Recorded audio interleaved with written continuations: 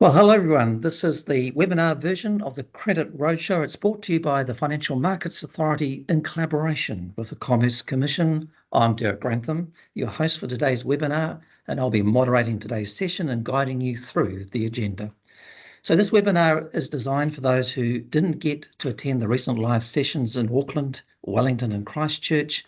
It was fantastic meeting so many of you in person, and we're excited to continue the conversation here today. Just before we get started, a few quick housekeeping points or really reminders.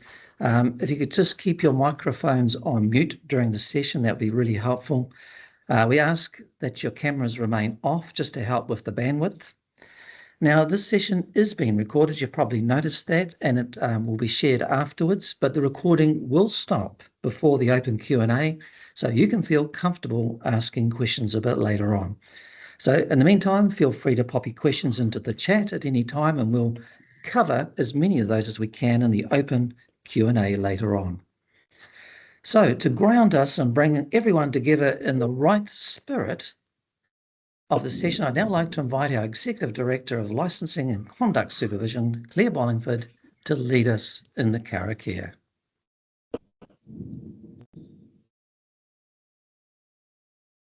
Kia ora koutou, everyone. Tau mai rā, ko te muri tau, ki tēnei whare.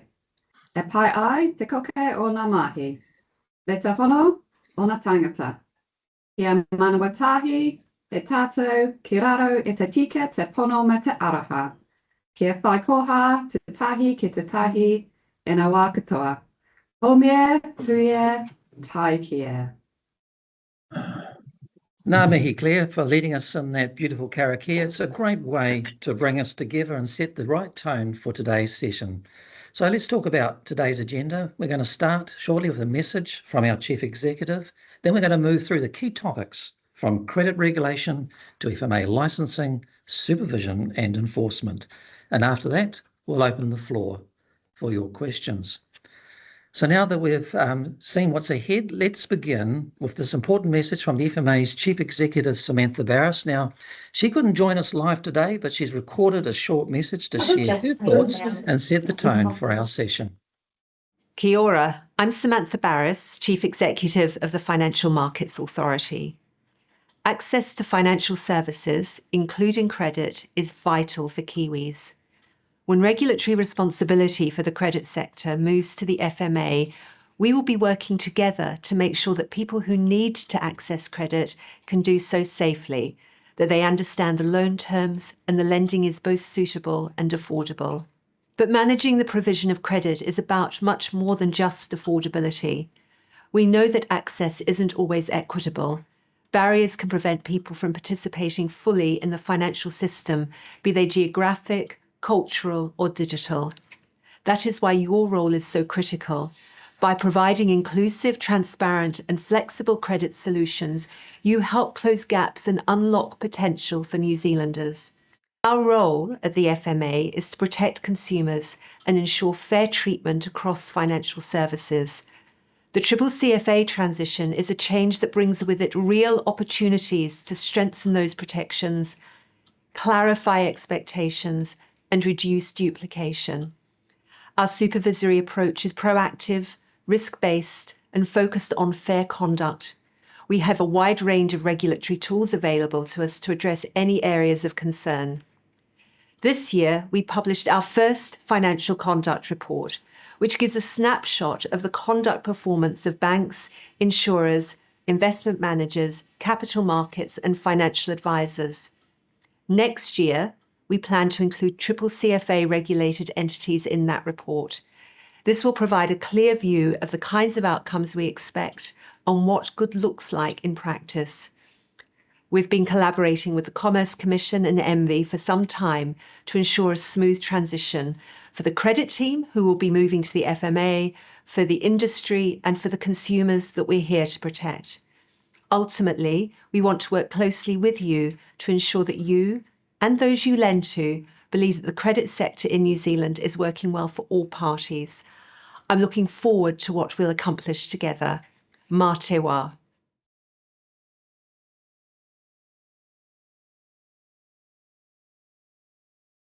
So thank you to everybody.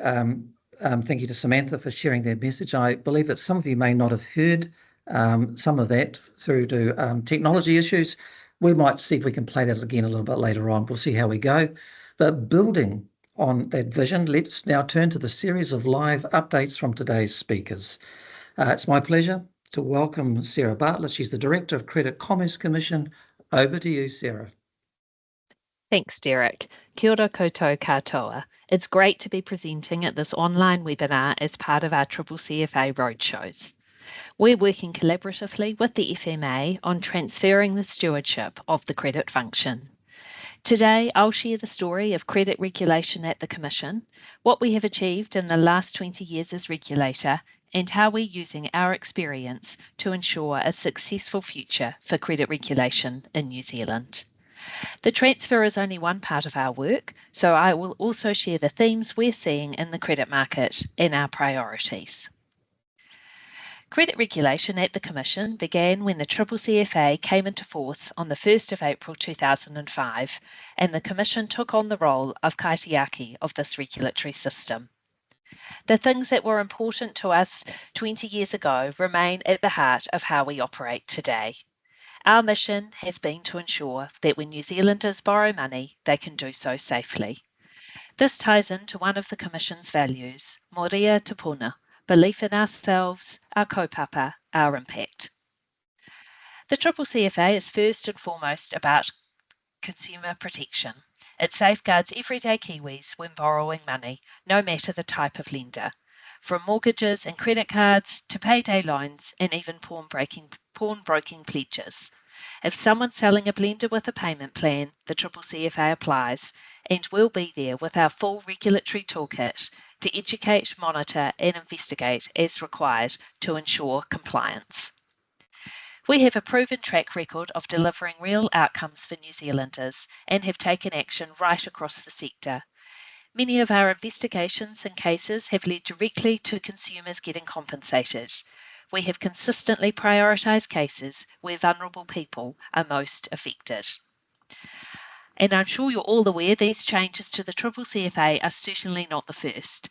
Consumer credit is an important issue to New Zealand, and the CCCFA has had a number of major reviews before this one. If you count all the changes to the CCCFA, there's been over 35 versions of the Act to date. Our approach has been to be agile and responsive to ensure we're performing our role as regulator through every version of the Act. The Commission has built deep institutional knowledge about how the credit market works in New Zealand. The expertise of our people has been critical to this. We've also forged key relationships across the sector and worked closely with financial mentors and community organisations. This experience has been invaluable. Both the FMA and the Commission are committed to continuing to build on these strong foundations. We're working with the FMA to ensure our institutional knowledge, expertise, and most importantly, our people are transferred. It is approaching time for us to pass on the baton. An amendment bill before Parliament will move responsibility for the CCCFA from the Commission to the FMA. The bill had its first reading on the 20th of May this year, and the Finance and Expenditure Select Committee reported back to the House on the 20th of October, recommending by majority that the bill be passed. There are still several steps before the bill becomes law, and we don't have a finalised transfer date yet. There's plenty for the Commission and the FMA to do while the bill progresses through Parliament. When the transfer date is finally set, we'll be ready to go. As part of the transfer, we'll be handing over all activities related to the credit function. That includes current compliance matters, investigations, and litigation. We'll also hand over all current and some historic information in a safe and secure way, of course. And most importantly, permanent credit staff will be transferring into roles across at the FMA, so keep an eye out for familiar faces. We'll share more Commission FMA joint messaging as the bill progresses, so you can keep up with what you need to know about the transfer. We want to acknowledge that this is a change for you too. How we communicate with you is at the forefront of our work on the transfer. There are other important changes that will come into effect when the bill passes. My FMA colleagues will explain some of those in more detail and what they mean for you. We are excited to see the changes come into effect and the positive impact of the FMA's new powers in providing further protection for New Zealand borrowers. Until the transfer, though, it's regulation as usual. We're still undertaking all our current regulatory functions right up until we hand them over to the FMA. With certification, we will continue to receive and issue certifications to lenders where we are satisfied that individuals are fit and proper persons and complete reassessments where changes occur. We're also continuing with our education, guidance and engagement work. You'll begin to see and hear more from our FMA colleagues alongside us as we get closer to the transfer. Notwithstanding the work to prepare for the upcoming transfer, we also remain very focused on our current work and priorities. I want to share some insights on two themes we continue to see in the credit market, relating to vehicle finance and poor affordability assessments. In vehicle finance, the Commission identified motor vehicle as an enforcement priority in December 2024. Financial mentors and consumer advocates continue to tell us that vehicle finance remains a key concern and they often see a trifecta of harm. Inadequate affordability assessments, challenging hardship processes, and perceived overly swift debt enforcement.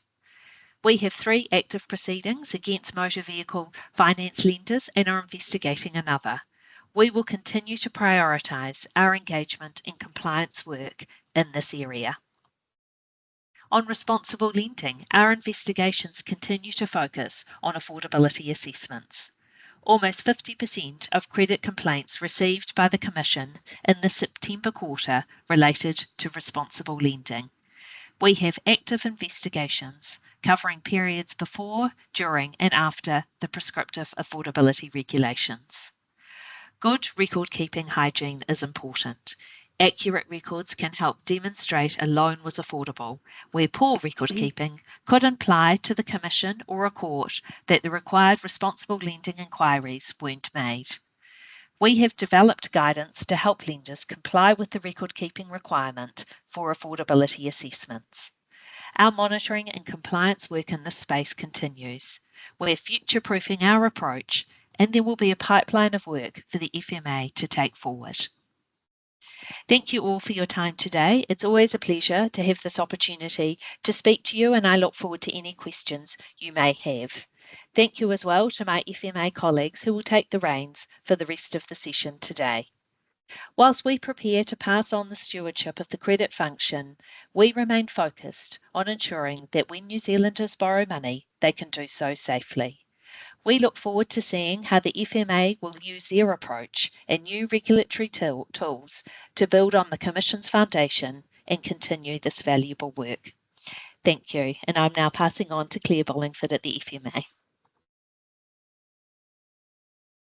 Tēnā koutou katoa, and thanks very much, Sarah.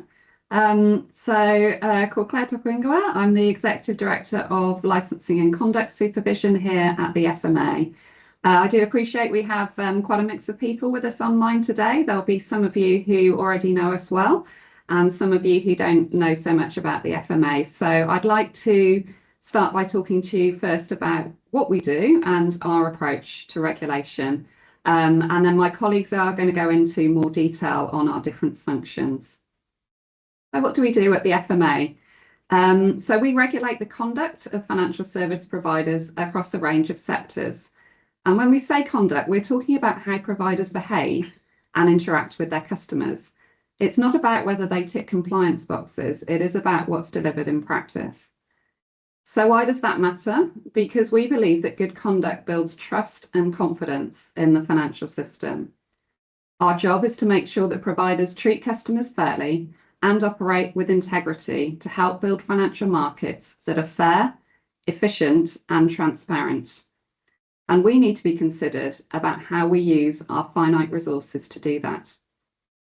The legislation we work under is designed to help us and to encourage confident, informed participation from businesses, investors, and consumers. The FMA is also a kaitiaki of the financial system. This means that we're responsible for fostering a strong financial sector that treats all New Zealanders fairly. We aim to see things from the perspectives of the people who use financial services every day, and also the companies that provide these services. That helps us stay focused on improving outcomes for all New Zealanders. In doing this, we take a risk-based approach. We understand that different sectors and different business models have different challenges and risks, so we focus on where we can make the biggest difference. And we also believe that regulation works best when it's built on strong relationships. Our approach is to understand what will make the biggest differences for businesses, for consumers and investors, and that's where we put our energy.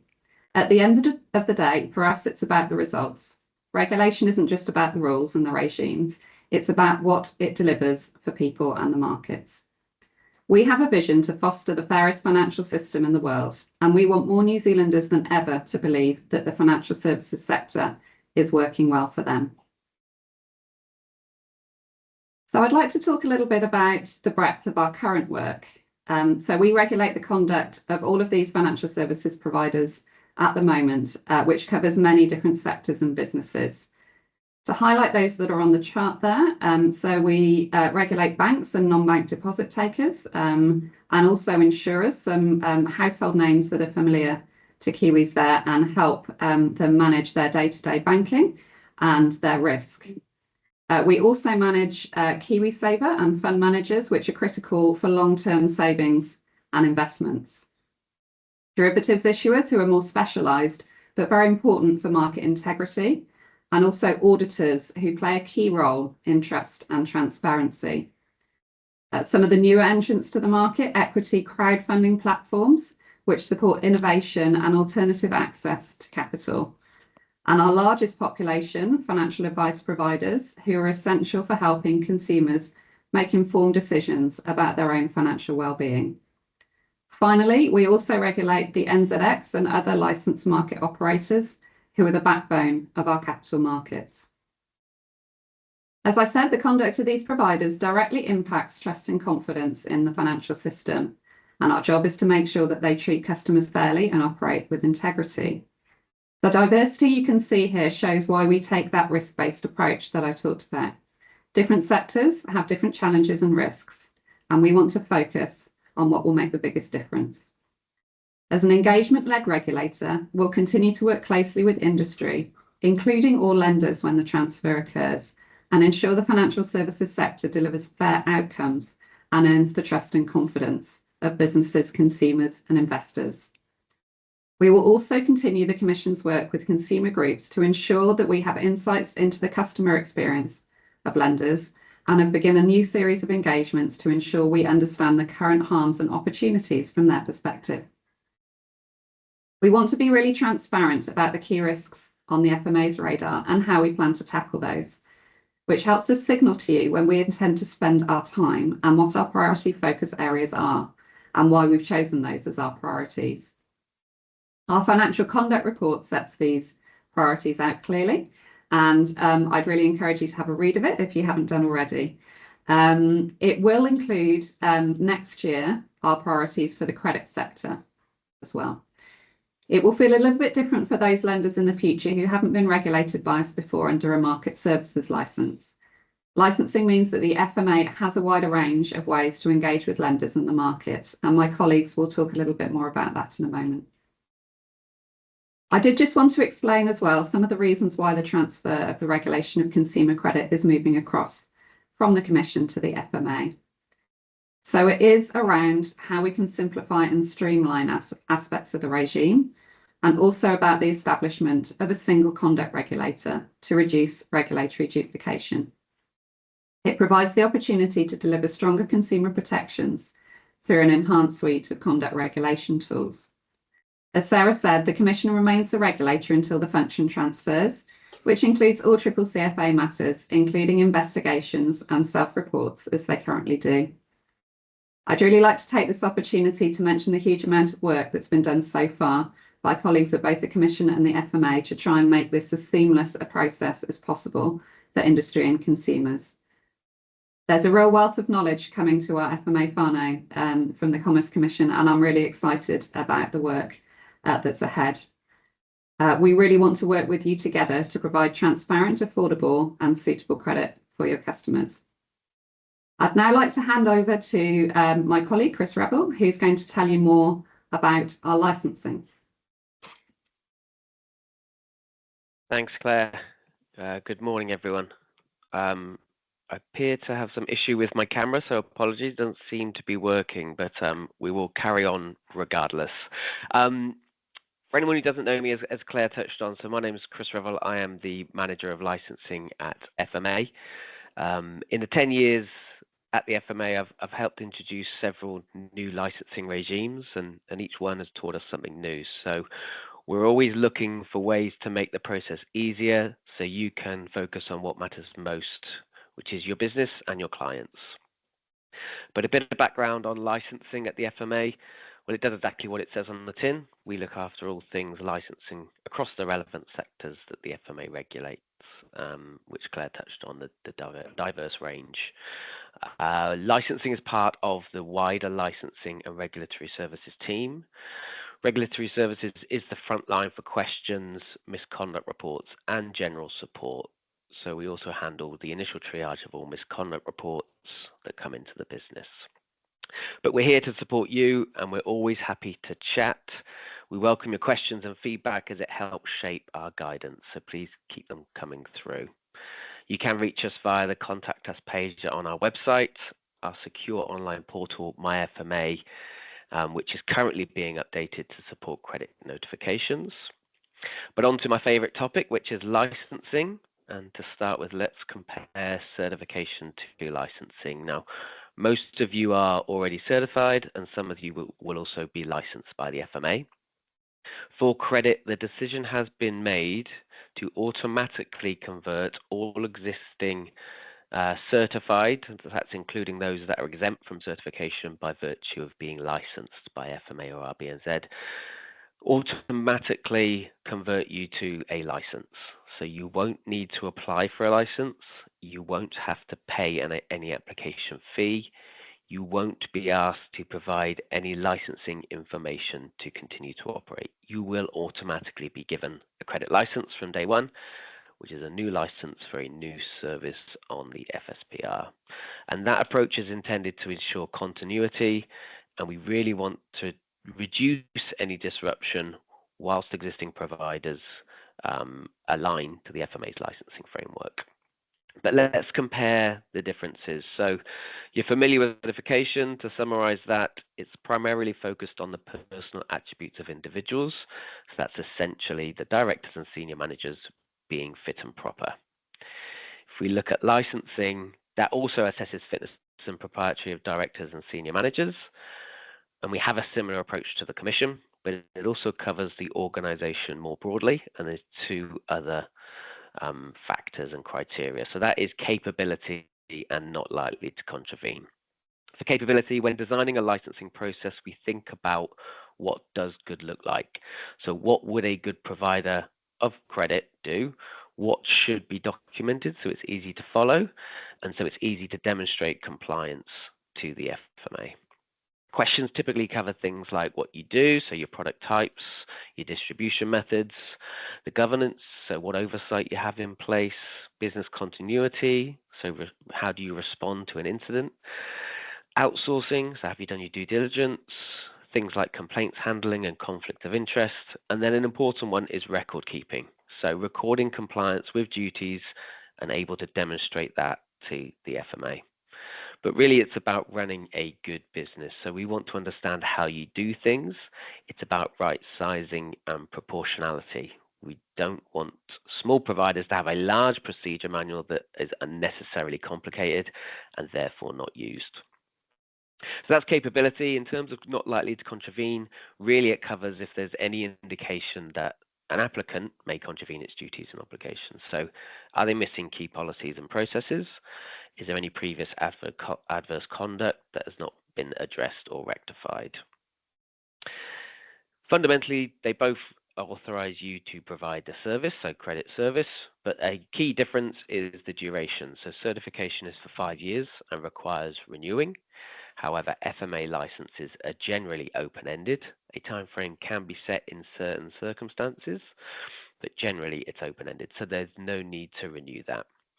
And as I touched on earlier, deemed licensing, so no application to be submitted, no requirement to supply information, no application fee.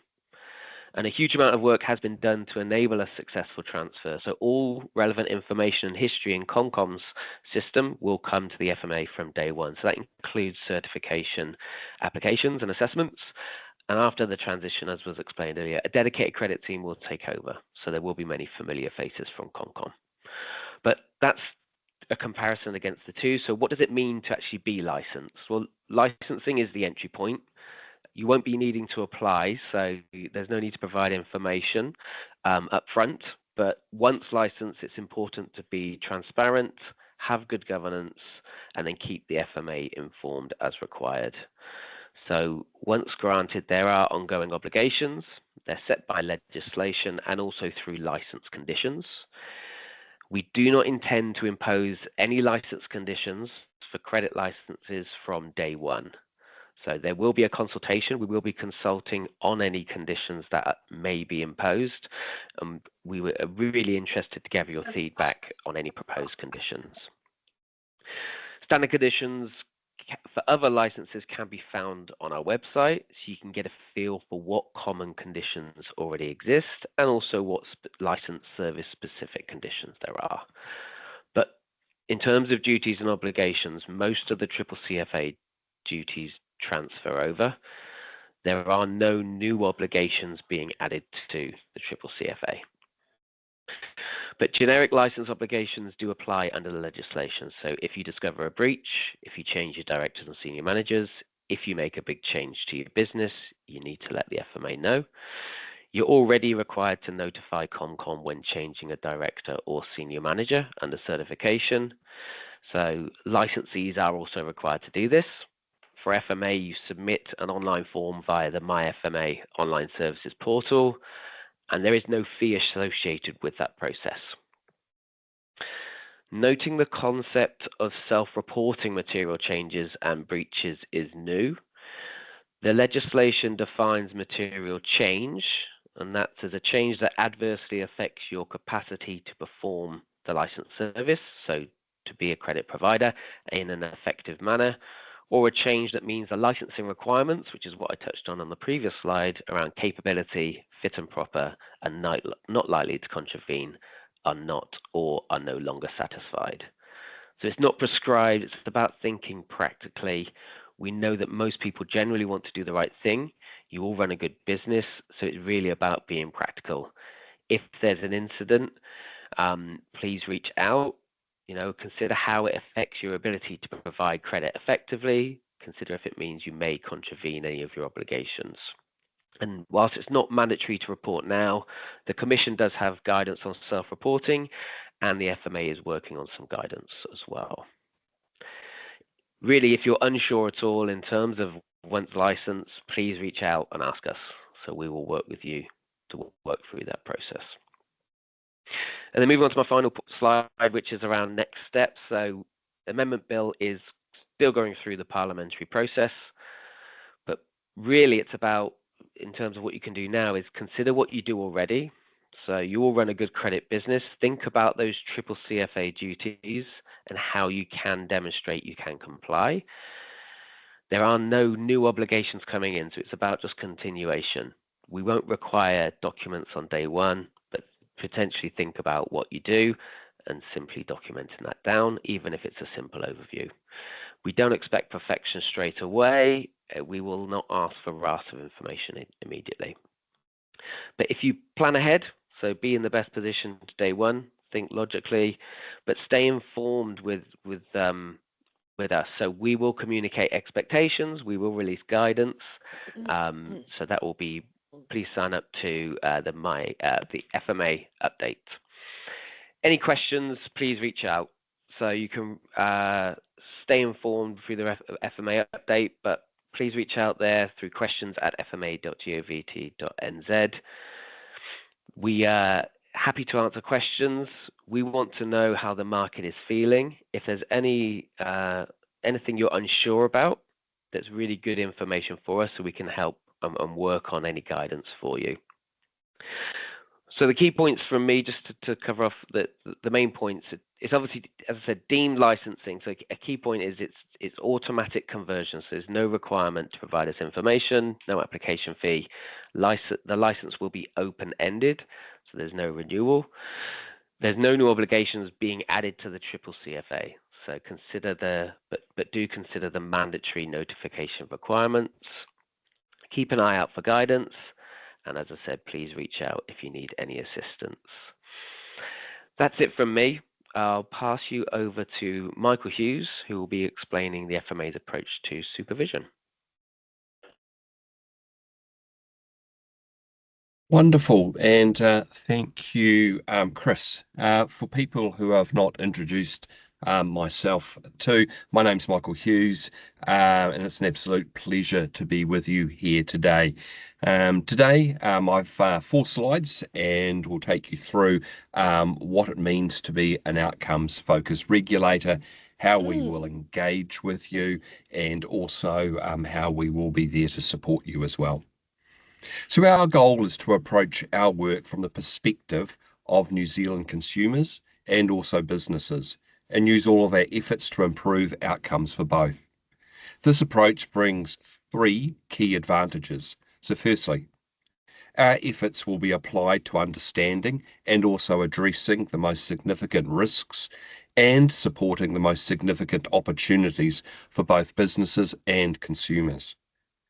Secondly, it will reduce unnecessary regulatory burden on industry and ensure our regulatory efforts are well targeted and proportionate. And finally, it will give financial service providers greater flexibility to determine how best to meet regulatory obligations. As an outcomes-focused approach, what it means is that for the end result, regulation is aiming to achieve for consumers and financial markets in unison. Key outcomes are certainly seeking to support and align with our main statutory obligations and purposes of the legislation under which we regulate. Now let's talk a wee bit about how we go through and actually supervise. Our supervisory approach is aligned to our regulatory priorities, which focus on 7 key outcomes. I'll run through each one of these key outcomes quickly. Fair services, where financial products and services deliver what is promised. Essentially what it says on the label on the tin, and entities do not take any advantage of information or power asymmetries. Quality ongoing service, where consumers are considered throughout the entire relationship. So not just at the initial sale, but all the way through the life cycle. So think of things such as complaints handling or communications with your consumer clients. Thirdly, improved access to products and services. Our financial markets deliver services and products that meet New Zealanders' needs. Resilient markets that actually provide for consumers and give them confidence and engagement. Market innovation and growth. And you would have seen a recent example of this with our Sandbox Innovation Program. Investors and consumers receive accurate and timely and useful information that enable them to make well-informed decisions. This, of course, helps with their financial capability and empowers them to take responsibility for their own financial decisions. And then finally, New Zealand's financial markets have a strong reputation for market integrity and also honesty. And of course, underpinning and overarching our forward-looking supervisory approach will be the constant use of data available to us. Let's talk a wee bit about some of our supervisory tools. Engagement, monitoring, and response and enforcement. The FMA focuses its supervisory efforts on those participants or practices that present the greatest risk of harm. So starting with proactive engagement, the FMA engages proactively with the industry and stakeholders using various channels, such as webinars like these or in-person meetings. We have guidance and we go through and work very, very closely with senior management to provide support. For larger firms, you may well see an amplified supervisory engagement program where we meet with boards and or senior management on a regular basis. Engagement is where often our softer tools come to the fore. So an example of this is the FMA sharing insights from its supervisory work. Last year, we released the Financial Advice Monitoring Report. So this report not only highlighted where gaps existed, but also where we saw exemplars and some really good practice across the industry, and we wanted to share this. Monitoring provides deeper insights into specific issues or sectors. These are gained through such things as broad thematic reviews, on-site or in-person, desk-based supervision.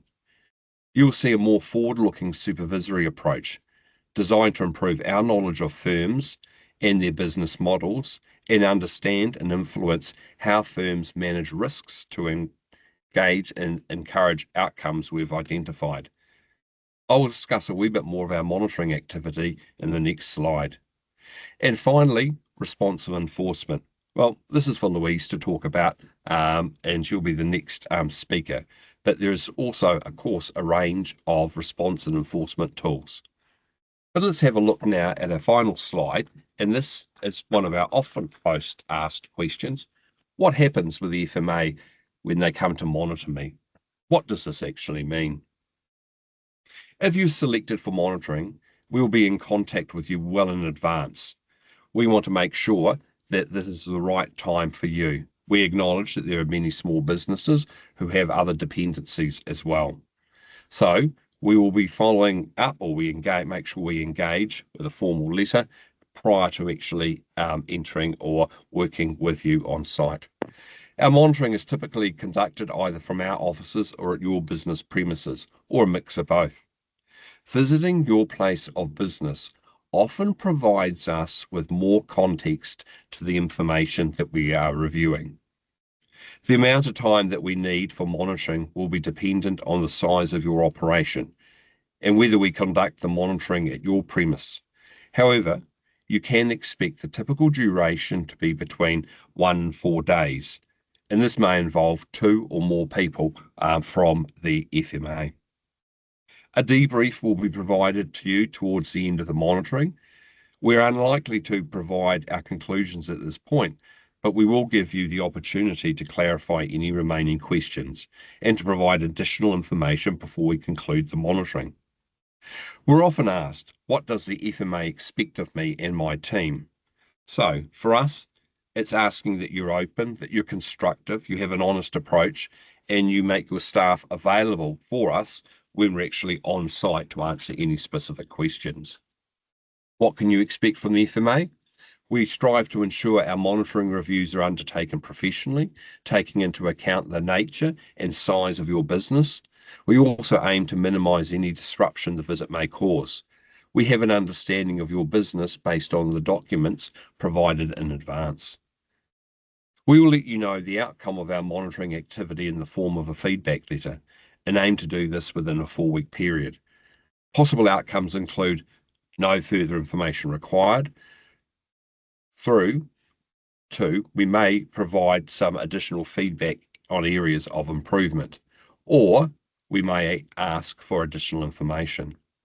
Where a feedback letter is provided, it will include identified findings, remedial actions required, the timeline for remediations, and the seriousness of the findings. We expect you to rectify any issues identified in the stipulated timeframes and, where applicable, provide us with evidence or a report that shows you have actually carried out these actions. Where our monitoring or inquiries identify non-compliance, we have a range of tools available to deliver a timely, effective, and, importantly, a proportionate response. Our initial approach will generally be to work with you. However, if we encounter misconduct and or serious breaches, or you are unwilling to comply, we will consider whether it is appropriate to take further regulatory action.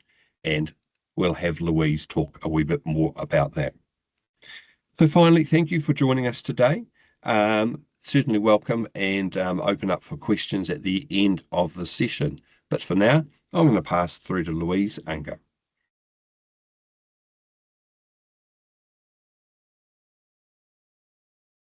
Thank you very much, Michael. Tēnā koutou katoa. So I'm Louise Unger, the Executive Director of Response and Enforcement, and maybe some of you actually already recognise me because until the middle of last year, I actually was the GM of consumer credit for a few years at the Commerce Commission in Sarah Bartlett's now role. So here I am at the FMA, and I'm very pleased to be here. So what I'm going to do today is give you a brief overview of our response and enforcement function, which is the team that responds to misconduct. And when we say misconduct, we mean breaches of the legislation, the work of the function and where it sits within the FMA.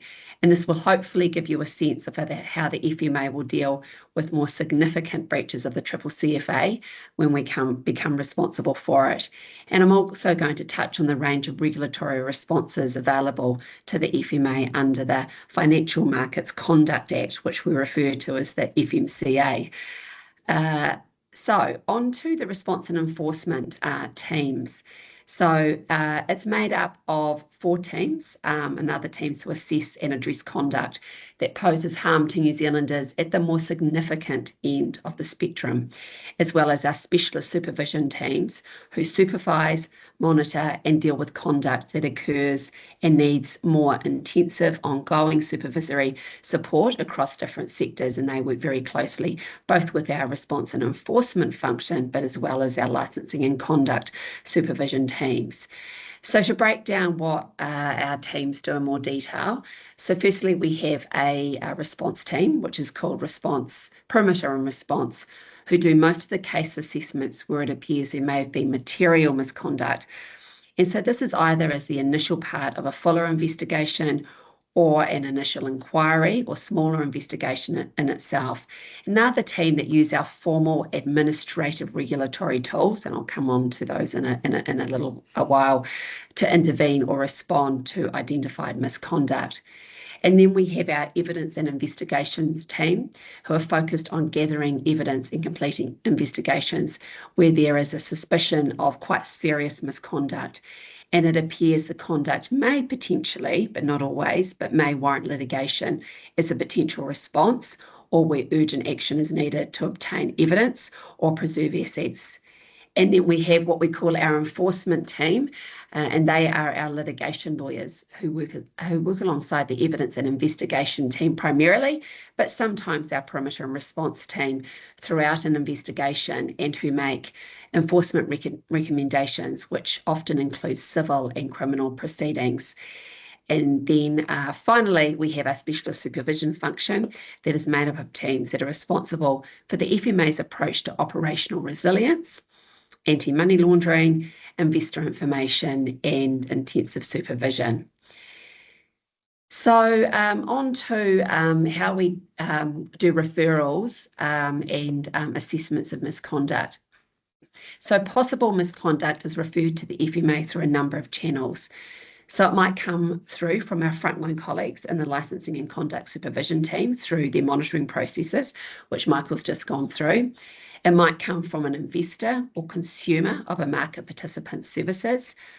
It might be a self-reported issue, or it might be referred to us by another agency like the New Zealand Police or even the Commerce Commission. So for each case of possible misconduct, we have what we call a triage criteria, which influences whether a case needs to be escalated to the response and enforcement team, and if so, which of our teams we believe are best placed to look into a matter.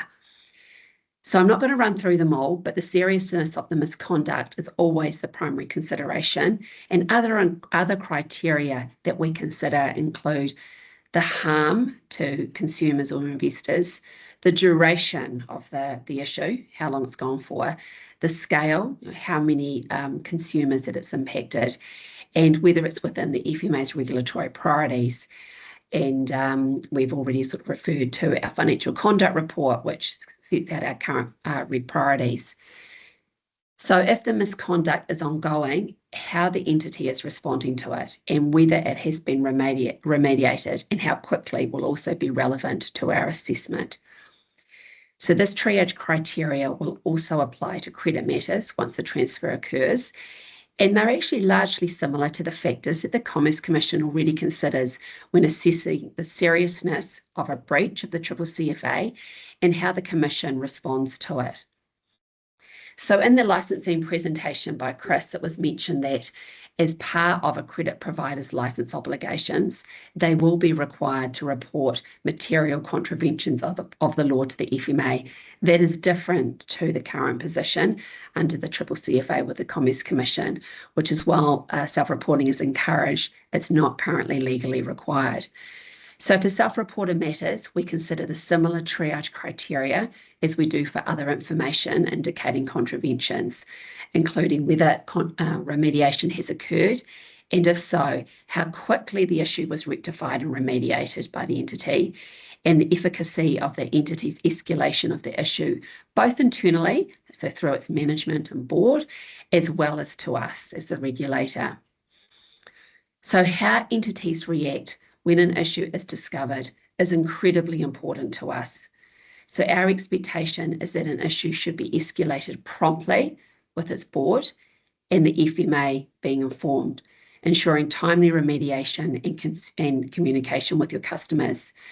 So while you may be tempted to wait until you've fully unravelled the problems before making first contact with the FMA or your customers, we consider it as better, and we very much encourage that you prioritise early engagement and stop the harm. So that means stop the issue continuing to occur. So moving on to our possible regulatory responses. So when we look at what regulatory or enforcement response is most appropriate, we definitely have more than litigation available to us. So as set out in the slide under regulatory responses, we have several administrative tools available to use, with the cancellation of a market licence being the most serious response. We have internal decision panels at the FMA that is made up of senior staff members who make the final decision on whether the FMA will use a particular administrative tool. And our regulatory response guidelines, which I suppose similar to the Commission's enforcement guidelines, provide information about these tools and the reasons we would use them and support our decision making on how we respond and intervene on any particular issue. So moving on to our other types of tools. So warnings are issued where there has been or is likely to have been a moderate or serious contravention of the legislation and a censure is required. And so we will always publish or publicise a warning unless there are exceptional circumstances not to. Direction orders and stop orders, which are also covered by the FMCA, excuse me, give us the ability to modify or stop misconduct that is continuing. And we also have the ability to require action plans. And these are a really important way of enabling us to legally require, but to also support an entity with changes to its compliance practices. And finally, licence conditions and licence cancellation are at the more serious end of the spectrum and give us the ability to impose requirements on an entity where we believe the entity should continue to operate, but we want to, I suppose, moderate its conduct. But we also can cancel a licence where participants' removal from the market is justified. So in terms of more of the litigation type enforcement responses, these are also reserved for some of the most serious conduct, and they include enforceable undertakings, usually with admissions by the entity to contraventions of legislative provisions, as well as civil and criminal proceedings. So enforceable undertakings are used by the FMA when there is a moderate or serious contravention of the legislation that would otherwise justify us taking court action, but where the market participant acknowledges the FMA's view and the need for it to take remedial or other action. And these enforceable undertakings also enable us to impose pecuniary penalties on an entity. So we don't need to go through the court process to obtain those. Civil proceedings may be taken where there is a serious contravention of the legislation, and the standard of proof for such a contravention is normal, as is the case with the Commerce Commission's civil proceedings, which is the balance of probabilities. So conduct that is neither reckless nor intentional can still amount to a contravention of the FMCA in certain circumstances and warrant civil proceedings. And these civil proceedings can include the FMA seeking a declaration of the contravention, compensation for consumers, and also imposing pecuniary penalties.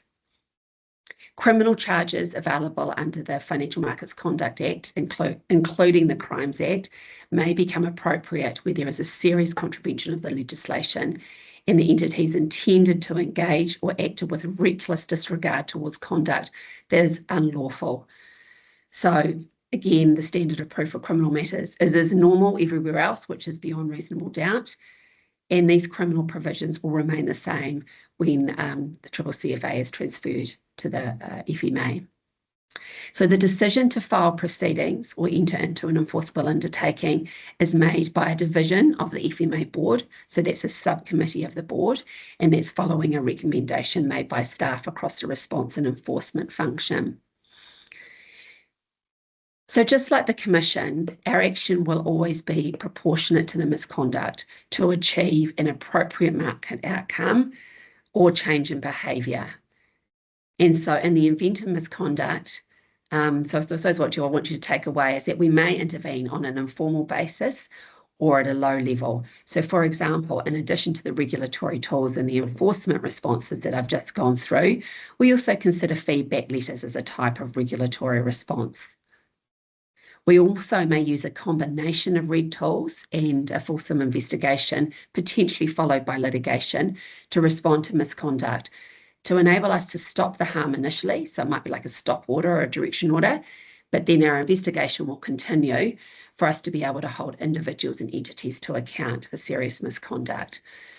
So in terms of our approach to how we will use all of our enforcement and regulatory responses for credit once it transfers, we intend to use the full range of our regulatory responses to address misconduct in the credit space. So our regulatory tools, as you've probably picked up now, are wider than what is available to the Commission under the Commission's legislation and regulatory remit. So a change you will see is the FMA's ability to respond to misconduct to achieve behaviour changes with a wider range of tools rather than, I suppose, just predominantly compliance feedback, warnings and civil litigation. And so the other thing that I want you to take away from this is that we will assume the carriage of all of the Commission's cases that are on foot, and that's right across the range of their investigations on foot at the time of the transfer, and that will include credit litigation matters which are ongoing. So thank you all. Thanks for being here, and I will hand back to Derek, I think it is. Thank you to Louise. I think, unfortunately, it just froze right near the end. But with that, I'd like to, before I open up for the formal Q&A session, I'd just like to close off the formal part of today's webinar. And so I'd like to invite Claire Bollingford back once again to close us with a karakia. Thank you, Claire. Not on mute. Thank you, Derek. Kia whaka ria te tapu, kia waita, ai te ara, kia turuki, whakataka ai, kia turuki, whakataka ai. Homia, huia, tai kia. Thank you, Claire, and thank you to all of our speakers for sharing your insights today. We are now stopping the recording, so please feel free to ask any of your questions that you'd like to see clarified.